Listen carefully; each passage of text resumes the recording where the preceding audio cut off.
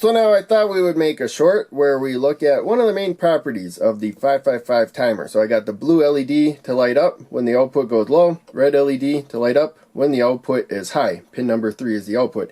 Pin number 2 is the trigger pin. So a low input to the trigger pin tells the output to go high, and that's the main reason why it's high right now. Pin 4 isn't doing anything.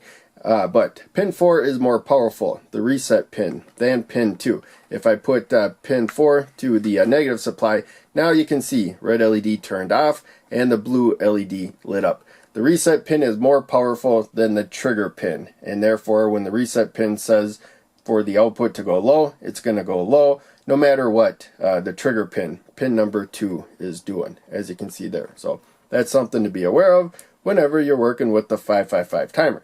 Often you'll see the reset pin to the positive supply so that it doesn't do anything. So now in the last short, we looked at how the reset pin will force the output low no matter what if it's connected to ground. But now we got to the positive supply, it's actually not doing anything. We have pin number 6, the threshold pin, which is to the positive supply right there. So that is setting the output low. But the threshold pin is not the most powerful pin, at least not for the NE 555. There's other 555s where it may be different.